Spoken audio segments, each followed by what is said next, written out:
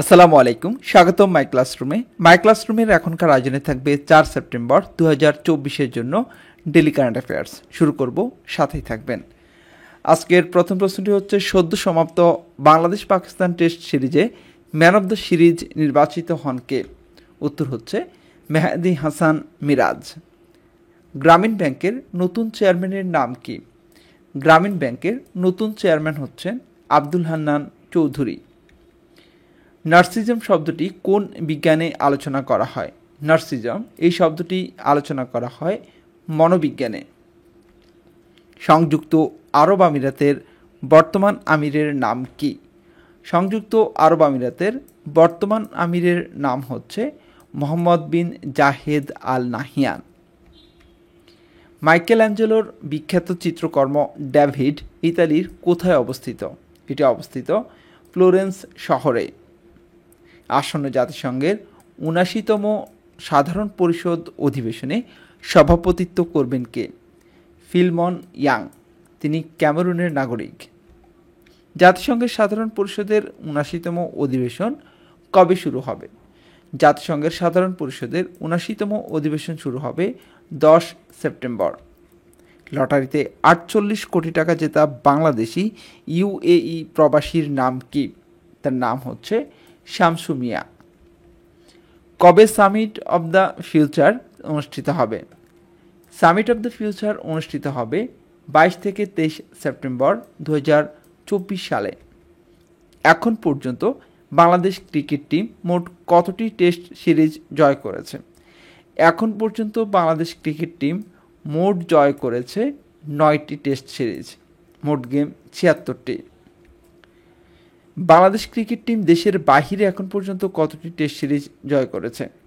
মোট 3টি। প্রথমটি ওয়েস্ট ইন্ডিজ, দ্বিতীয়টি জিম্বাবুয়ে এবং তৃতীয়টি সাম্প্রতিককালে পাকিস্তানকে হারিয়েছে। সাম্প্রতি টেস্ট সিরিজ ক্রিকেটে বাংলাদেশ কোন দেশটির বিপক্ষে সিরিজ জিতেছে? পাকিস্তান। পাকিস্তানের সাথে 2-0 বাংলাদেশ টেস্ট সিরিজ জয়লাভ করে। সম্প্রতি ভারতের কোন রাজ্যে ধর্ষণের শাস্তি হিসেবে মৃত্যুদণ্ডের আইন পাশ হয়েছে? উত্তর হচ্ছে পশ্চিমবঙ্গ। সম্প্রতি আইসিসির গ্রেপ্তারি পরোয়ানা উপেক্ষা করে পুতিন কোন দেশ সফরে গেছেন? মঙ্গোলিয়া। র্যাবের হাতে গ্রেপ্তার হওয়া ডায়মন্ড ওয়ার্ল্ডের এমডির নাম কি? র্যাবের হাতে গ্রেপ্তার হওয়া ডায়মন্ড ওয়ার্ল্ডের এমডির নাম হচ্ছে দিলীপ কুমার আগরওয়ালা। মার্কিন সেনাবাহিনী কোন ডেটিং অ্যাপে ইরানকে হুমকি দিয়েছে? টিন্ডার। সম্প্রতি কোন দেশটি মোসাদের এজেন্টের গ্রেপ্তার করতে অভিযান চালিয়েছে? তুরস্ক। সুদীর্ঘ 33 বছর পর ইরাকে দূতাবাস খুলেছে কোন দেশ? সুইজারল্যান্ড। মোসাদ কোন দেশের গোয়েন্দা সংস্থা? ইসরায়েলের। অগ্রণী ব্যাংকের নতুন চেয়ারম্যান হচ্ছেন আবু নাসের বখতিয়ার আহমেদ। বিশ্ব বাঘ দিবস কবে? প্রতি বছর 29 জুলাই বিশ্ব বাঘ দিবস হিসাবে পালন করা হয়। দেশের প্রথম ডাকঘর কোথায় অবস্থিত? বাজারপাড়া, রৌমারী, কুড়িগ্রাম।